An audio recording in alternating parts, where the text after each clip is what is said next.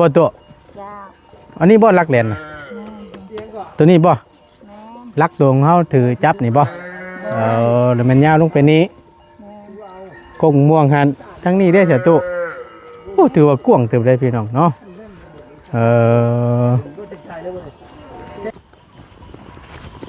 ลงไปนี้ฮอดพุ่นแล้วมันกกเผานี่ก็ปุ๊กสิหลายปีเติบเนาะเฮาอ่ะ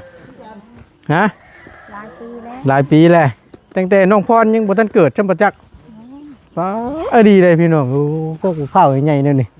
สูงซับทำแดนตะทวนออกไปนี่เนาะตัวเนาะ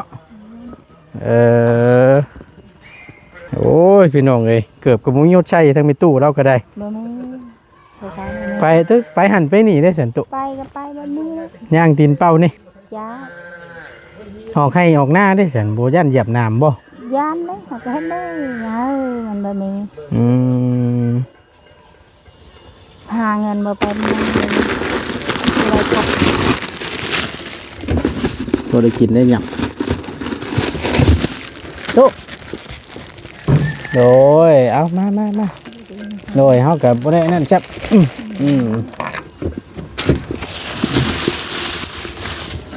ตัวห่อนตีนบ่โทษได้โน่ตัวเนาะห่อนก็อดเอานั่นไม่ตู้แม่บ่ช้องบ่มันยังคือคอโตกระเชะอยู่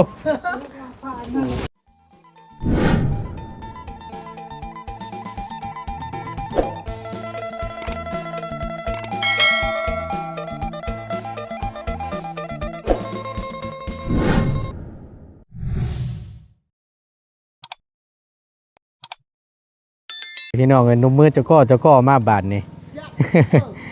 สบายดีโดยเกือบกับบ่ใช่เนาะหมูมีเกือบเอ้าจะนั่งจังชั้นกว่าลุกขึ้นมาพี่ก้อนตู้เอ้ยลุกขึ้นมาพี่ก้อนมีตู้ของน้องพรเพิ่นพี่น้องเอ้ยเนาะพอแล้วตู้เอ้ยบนนุบเฮากะยานั่งอยู่นี่ก่อนก็ได้มาเอาพี่น้องเนาะนี่ก็เป็นทั้งแม่ตู้เนาะแม่ตู้ของสาวพรหรือว่าทั้งน้องพรนี่แหละผู้ที่น้องพรเพิ่นพอได้ไปนอนหรือว่าไปช่วยทั้งแม่ตู้เนาะนอนอยู่เฮือนนั่นแหละพี่น้องเอ้ยก็สลับไปสลับมาทั้งน้องเพิ่นก็ได้นั่นก็เป็นเฮือนของแม่ตู้เนาะน้องพรเพิ่นบางมื้อก็มานอนนี่บางมื้อก็นอนพุ่นเนาะซอยเวียกนำงานเนาะอยู่นำทั้งแม่ตู้ชื่อจังได๋ตู้จิมแม่ตู้จิมจ้าจักปีแล้วเฮาขอโทษหลายๆคือสิแม่นได้แล้ว70เนาะทั้งประตูเพิ่นไปไสมื้อนี่อยู่เฮือนเอาร้านบ่ทั้งแม่ตู้เอาร้านหลานนอนบ่นอนลูกนางพรไก่อยู่หรอกฉันเนาะหลานกับบ่ได้ห้องบ่ได้ให้บ่ได้แอวเพิ่นนอนเนาะถามก่อนตู้บาดนี้ว้าวขออนุญาตเด้อดีใจบ่ที่เพิ่นมีผู้รักผู้ใหญ่เพิ่นแนมเห็นและชดช้อยทั้งลูกหลานเจ้าโอ้ยกายว่าดีใจเลยจะถูกเลยลูกมีบอลชนบอลเพิ่งโดยบอลชนคือไก่ชนบอลมีบอลนอนดีใจโดยเอาเฮาก็ดีอกดีใจนำเด้อ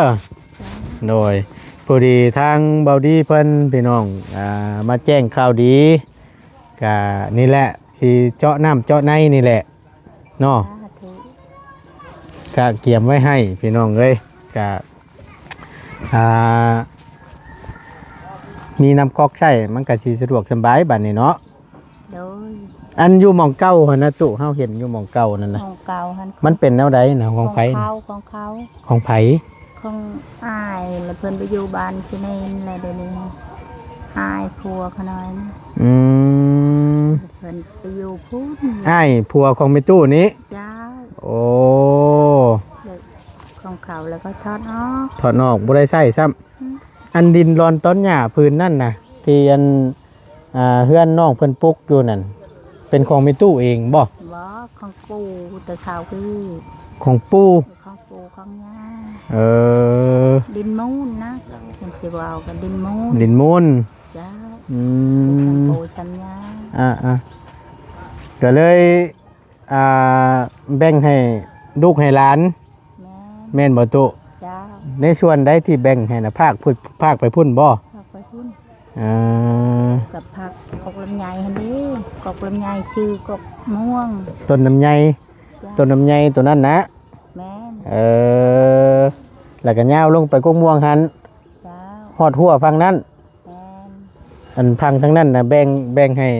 ลูกให้หลาน แม่น ฟังทั้งนี้เด้ เอาไว้อีก เอาไว้ก่อน แม่น อืมอืม ปันกันอยู่ ปั่นกันอยู่เนาะ แม่น เอาพี่น้องไงก็ดีอกดีใจน้ำลายๆยังดีแต่ว่ามีที่มีทางได้นี่เนาะมีดินหม่องไว้ปลูกเขื่อนปลูกชั้นนี่บางคนน่ะพี่น้องไอ้ดินดอนต้นหญ้าหม่องสิปลูกเขื่อนอยู่ก็ยังบ่มี แม่น แต่ว่ามันก็มีก็คือเห็นนี่แหละซ้ำนี่แหละเนาะ จ้า เพื่อนหลังนี่น่ะตุอันทั้งพอน้องพรเพิ่นบ่สร้างไว้ให้ เมื่อแม่น บ่แม่นอีก ประตูนี่แล้ว บ่ จ้า อืม บ่มือย่างไหน เอ้าที่ว่าอันเพิ่นได้ผัวใหม่นี่เพิ่นยังบ่ได้เฮ็ดบ่ได้สร้างหยังบ่ซะ ยังว่าทันใดยัง ยังบ่ได้เฮ็ดหยังอยู่ ยังก็หากบปีกายนี่ หากเอาพี่กายนี่ จ้า เออพี่น้องเอ้ยเว้าขอโทษนำแลได้นั่งร่มกับอันทางแม่ตู้ก่อนเนาะจังหน่อยหนึงเนาะตู้เนาะ จ้า โอ้ยพี่น้องเอ้ยเอาสบายดีอีกรอบหนึงเนาะตู้เนาะโดยอันคือทางพ่อน้องพรเพิ่นที่อันเพิ่นเอาไม้นี่ก็โมเมนต์เพิ่นปลุกบ่จ้ะโมเมนต์เนาะ เพื่อนโป๊กใหญ่เอาเฮือนแต่นั้นผู้ขาโป๊กนั้นให้ลูกสาวนั้นแล้วเขาหักหมักกันแล้วยายมาอยู่ทางนี้เพื่อนเช่าตัวนี้หันหน่อยๆหัน อืม ยายให้อยู่เป็นตัวนี้เอง บ่แต่ก่อนน่ะเพิ่นปลุกกระตูบอยู่สิบ่ตุ นี่เนื้อเฮือนน้องชายหัน เหนือเฮือนน้องชาย หน่อยหนึ่งหัน เหนือเฮือนหลังนี้ไปบ่ แม่น อันนั้นก็เฮือนลูกเจ้าบ่อน แม่น กระตูบนั่นได แม่นลูกชาย เฮือนลูกชายเจ้า โดย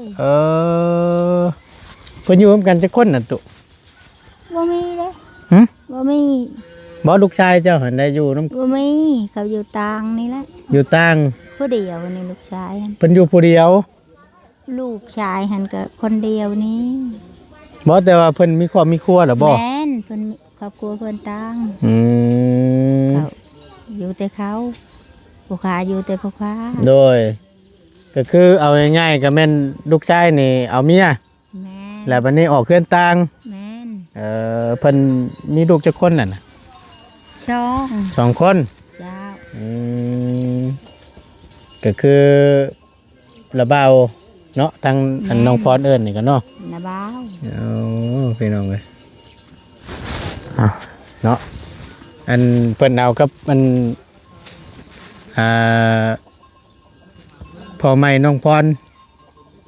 เพิ่นเอากันได้ปีแล้วนะ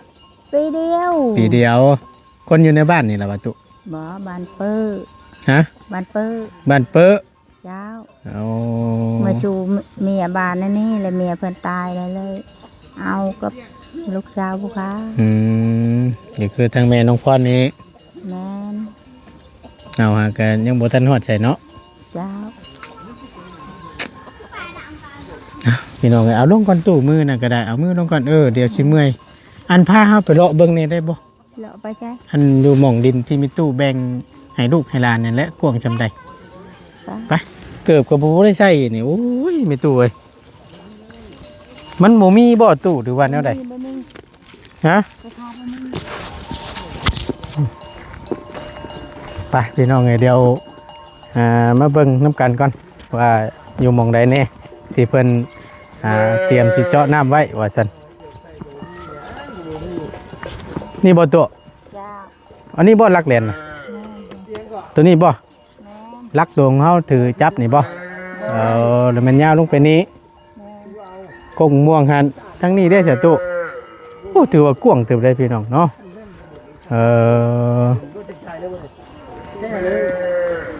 ยาวลงไปนี้เนาะเบิ้งน้ำกันเลยพี่น้องเลยเนาะพี่ดำเต็มพันบ่มาหนีเป็นบ่โคนกันนั่นยาวโพ่นพุ่น โดย มีตู้เพิ่นพารอเบิ้งลุงเลยว่าไปฮอดใจก็จะคู่ร่วมกันนั่นแหละเนาะเป็นตู้เพิ่นเบ่งเห็นเพิ่งเทื่อเจ้าน้ำเจ้าในปัดโมเมนต์ดินเม่นดอนปัดยากได้หนูตู้เนาะขอลงไปนี้ฮอดพุ่นละมานี้เนาะเกี่ยวไปหันเนาะตัวเนาะมองก็คือว่าง่ายอยู่มองนี่นะมันเป็นดินที่อันแม่ตู้แบ่งให้ทั้งแม่น้องพรนี้เจาะน้ำเจาะในมันอยู่มองนี้บัดนี้เนาะโดยดีแล้วมันจะได้ได้ใส่ได้สวยน้ำลูกน้ำลานเนาะลานได้ก็ซ้ำเฮาได้แล้วเนาะตัวเนาะ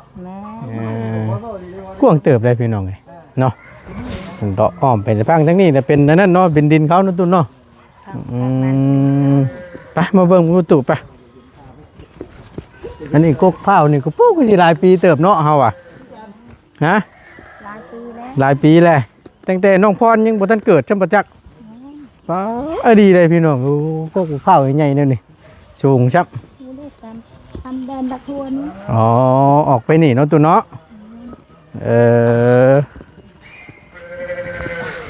ออกไปนี้ถือว่ากว้างเลยพี่น้องเลยเขื่อนปลูกชันกับคักยูนี่ลงมานี่เนาะออกไปทางหันก็คือนี่เป็นอีกพูดนึงว่าชันซะเนาะโอ้ยพี่น้องเลยเกือบกับมุ้งยศชัยทั้งมีตู้เราก็ได้ไปหันไปนี่ได้สันตุไปก็ไปแบบนี้ย่างตีนเป้านี่ออกให้ออกหน้าได้สันโบย่านเหยียบน้ำบ่ย่านเลยเขาก็ให้ได้มันแบบนี้หาเงินมาเป็นยังเลยนี่อยู่ได้ใครผักใครยายตาก็ไปเห็นหงตามีตู้นะเป็นยังจักเบืองนี่เจ็บอยู่คือที่เหงื่อเข้าตาได้หยอดยาหยอดนางใส่อยู่บ่ใส่ก็เบื่อถือใส่กันยังบ่เศร้าอยู่จ้าโอ้พี่น้องเอ้ยเนาะสิว่าจังได้บาท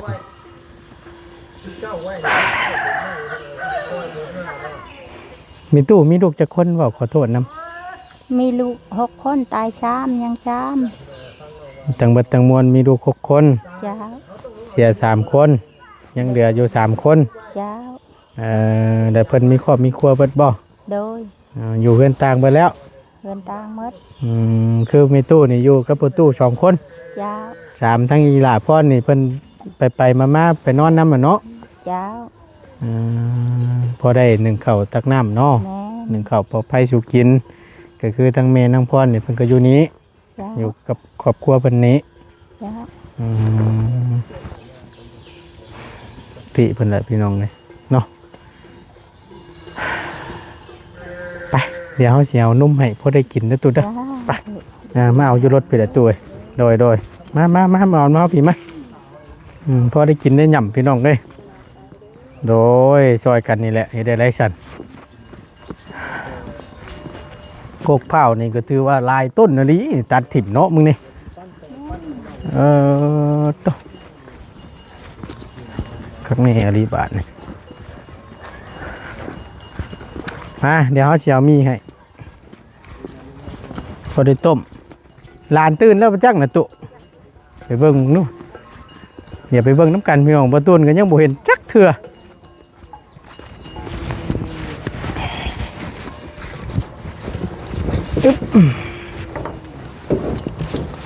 ลานเจ้ากินนุ่มป่ะนุ่มยังไงนะนุ่มตามาดีนุ่มเด็กแต่ซอยนี่บ่ได้กินบ่ฮะกินคือกันบ่พอดีแล้วเดี๋ยวเขาจะเอานมให้ฉันเด้อ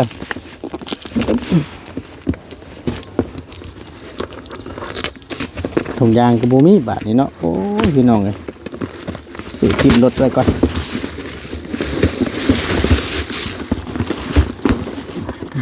นี่ละมีนี่ละก็เลยมาต้อนเพื่อนพี่น้องเลย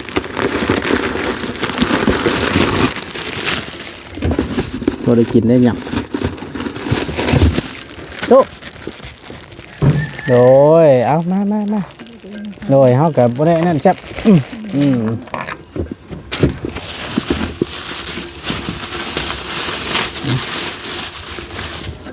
ตัวปลาตูปลาขอโทษขออภัยหลายๆพี่น้องโอ้ยห่อนแท้ๆอันนี้ก็ได้ไปพุ่นก็ได้ไปเพื่อนไปน้ำดานก็ได้ไปโอ้ยเอาแต่แท้เด้นี่ไปห่อนตีนบ่โทษได้โน่นตัวเนาะห่อนก็อดเอา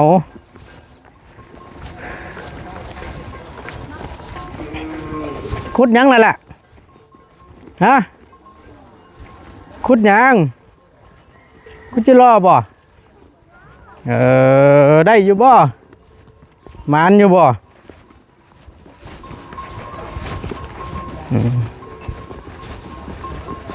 จ้ะโอเคมาบ่ได้มาขอบใจหลายๆเด้อโดยเบิ่งห่อนเนาะสบาย โอเคบ่ได้ขอบใจไปโอ้ยห่อนเนาะเอามาพี่ก็ได้มาโดยนี่พากันนั่งอยู่เช้าเมื่อยเนาะเช้าห่มเนาะตัวเนาะสบายดีเด้อตัวเด้อสบายดีโดยบ้าโถเอาก็มีตุดโชดอยู่บ้านนี่จักแม่นคนใดเป็นคนใดบ้านนี่ทั้งลานเจ้าหน่ะมีตู้แม่บ่ช้องบอกมันยังคือคอโตกระเชะอยู่มีตู้จนตกใจโอ้ยนี่บ่ลูกกันน้องเพิ่นน่ะนะคนนี้บ่ลูกเป็นผู้เพิ่นนั่นผัวเพิ่นอันป้านะโอ้ยหากระพ่อพี่น้องเลย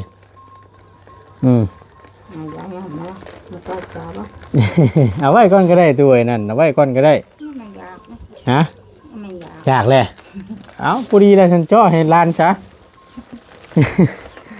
นอนคอตกแต่แสะอยู่ตื่นเลยบาดนี่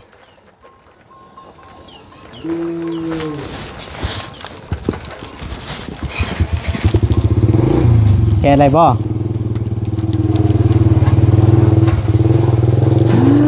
ห่อนแท้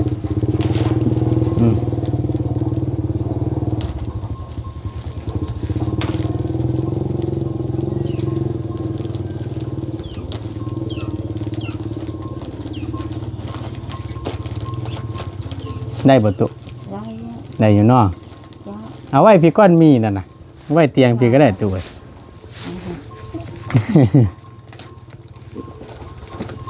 ตื่นแหละมีตู้เพิ่นจมหัวขึ้นใช่ได้ได้บ่ได้ละออกนะสีออกรถตัวสีงอกได้บ่ถึงออกรถ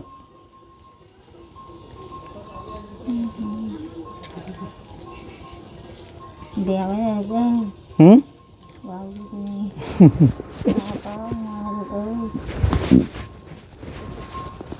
ได้บ่เดี๋ยว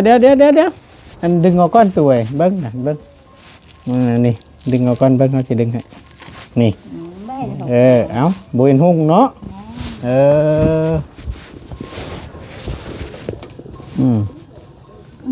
โอ้เฮียบ่อยากซ้ำบ่อยากบ้าเอายังบ่อยากหากระตื้นเนาะตัวเนาะหากระตื้นได้จักปีแล้วนี่ฮะปีปลายบ่ตู้เพิ่นกำลังกินนมเพราะว่าหยอดนมแล้วเนาะมีแต่กินข้าวบ่ามผู้หญิงหรือผู้ชายผู้ชายบ่ละโอ้ยนอนคักแท้ๆเนาะบัดมือ ยของแนวมันตาไคร่นี่มันใหญ่โพดนี่เปนอนนี่รถพอดีกับเพิ่นหัวเพิ่นเลยตกเนาะขอบ่หาอันชาดมาปูก่อนน่ะแม่ตุน่ะจังให้เพิ่นนอนมันจังบ่ตกหู มีสาดในใหญ่มาก ชาดปูก็บ่มีบ่ว่าตู่บ่มีดีนะ บุไม่เลยมีสาดเทียนนั่น ชาดเทียนเออโอ้ยเนาะพี่น้องเอ้ยอ่า เดี๋ยวไปจะมาแล้ว เนี่ยผ้าปูนอนก็ยังบ่มีอยู่บ่มีก็บ่มีใดๆพี่น้องเอ้ยพอเข้าใจอยู่เนาะเฮ็ดใดๆซั่นบ่ติเพิ่นไกวแห้งได้ตกได้ตู้เอ้ย บ่แห้งไงเนาะนี่ก็เป็นเฮือนลูกชายเนาะตู้เนาะเพิ่นได้ลูกได้เมียแล้วเพิ่นออกขึ้นต่างเนาะอยู่นี้เป็นเพื่อนลูกชายของพ่อตู้นี่เนาะทั้งพ่อตู้นี่ก็นอนน้ำกัน2 เข้า3ครับทั้งอีหล่าพรเพิ่นเนาะบางเทื่อเพิ่นก็มานอนน้ำบางเทื่อเพิ่นก็นอนอยู่พุ่น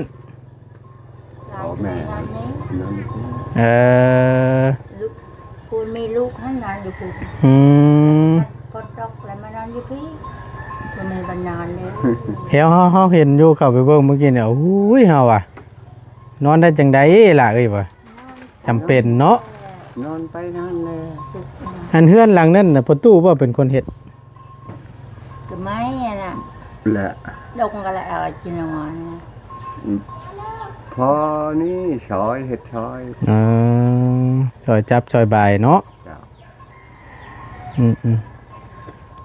โอเคสันพี่น้องเลยเนาะก็ถือว่าคลิปนี้ทั้งบ่ตูนกับให้มีตู้เพิ่นพาย่างเลาะเบิ่งว่าที่ดินที่แบ่งให้ลูกให้หลานนั่นอยู่แจใดไปฮอดไสเนาะก็คือโซนฝั่งนั้นแล้วก็แบ่งให้เนาะพอได้เจาะน้ำเจาะในพี่น้องเลยแน่นอนและหลักๆเลยนี่คำว่าได้เจาะน้ำนี่เนาะเจาะแล้วมันไปใส่บ่ได้แล้วโยกย้ายก็บ่ได้เนาะก็ถือว่าได้เห็นน้ำกันพี่น้องเลยดีอกดีใจน้ำลายๆเนาะที่มีผู้รักผู้ใหญ่เป็นแนมเห็นว่าสั้นจ้าสดชอยมากแต่ได้น้ำได้ในไส้นี่ก็สาธุเนาะ